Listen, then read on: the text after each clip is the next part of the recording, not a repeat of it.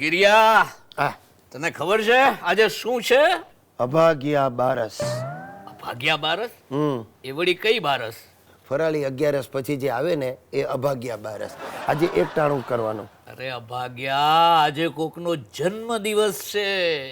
યાદ કર કોનો? ગાંધીજીનો નથી, નહેરુનો નથી, સરદારનો નથી, બાકી કોઈ નાલાયકનો હોય તો મારે કાંઈ યાદ રાખવાની જરૂર નથી. રમી, તારા પૂજ્ય પિતાશ્રી શિરીષચંદ્રનો આજે જન્મ દિવસ છે. હા, જેણે આખી જિંદગી ખાવા સિવાય બીજું કાંઈ કર્યું નહીં. એ પાજી, જેણે પોતાની આખી જિંદગી તને ઠેકાણે પાડવામાં ખર્ચી નાખી છે અને તને એની જરાય કદર જ નથી. અરે અરે અરે અરે બાપુજી, તમે ગળગળા શું થઈ ગયા? હું તો આ બધા સામે ગમ્મત કરતો હતો. Happy birthday Shirishchandra. Thank you. બોલો બોલો બોલો, આજે તમારી વરસગાંઠ કેવી રીતે ઉજવવી છે? બોલો. મારો વિચાર છે કે દૂધપાક પૂરી ઘરે બનાવીએ હા. અને બધા સાથે જમીએ. હા હા, બધા જમીએ, ચોક્કસ. અરે, મેં મહિલા મંડળની બહેનોને પણ બોલાવી લીધી છે.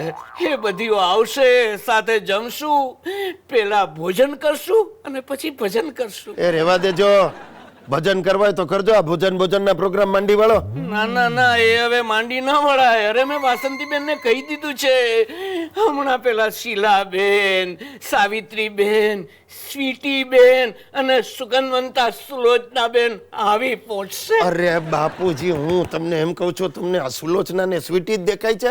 કોઈ મહિલા મંડળ કેમ નથી મળતું? હવે આવી કાટલા છાપ મહિલા મંડળને જમાડીને કરવું જ શું તમારે? અરે ડોબા, બધી બહેનો છે ને તારી માની બેનપણી હતી. અત્યારે તારી માના આત્માને આનંદ મળે એટલે આ બધીઓને હું પ્રેમ કરું છું. જુઓ સાહેબ, આ ખંડેરને જુઓ. વાંદરો ઘરડો થાય પણ ગુલાટ ન મૂકે, તે આનું નામ. એક ગુજરાતી ફિલ્મ હતી, દેશ રે જોયા દાદા પરદેશ રે જોયા, પણ આ દેશે કે પરદેશે મારા દાદા જેવો બીજો દાદો નહીં જોયો. સાહેબ ખરેખર દાદો જ છે. 2000 ની નોટ છે, સમજી લો. આજે સવારે આવીને મને કે 9:30 ગીધેશિયા મારું ચોખ્ઠું લાવ. મેં કહું પણ દાદા, હજી જમવાને 3 કલાકની વાર છે. મને કે ડોબા, જમવું છે કોને? આ તો ચોખ્ઠું પહેરીને સામેવાળી મંગળાને સ્માઈલ આપવું છે.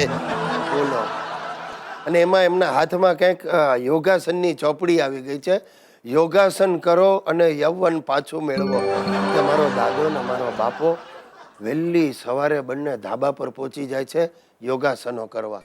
બાપા યોગાસન તો બાજુએ રહ્યા, આજુબાજુની બારીઓમાં ડાફોડિયા મારતા હોય, ને મારો બાપો ધોતિયું પહેરીને શીર્ષાસન ચાલુ કરે. અરે, એને જોવા માટે આજુબાજુના છોકરા બધા ધાબા પર ચડી જાય છે. મેં કહ્યું, બાપા આ શોભે છે તમને?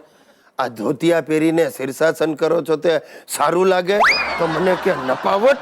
એટલે તું શું એમ કે છે કે આ ઉંમરે હું ધોતિયા વગર શીર્ષાસન કરું? મેં કહ્યું, ભાઈ આ ધોતિયાને બદલે ચટાપટા વાળી ચડ્ડી પહેરીને કરવાનું રાખો.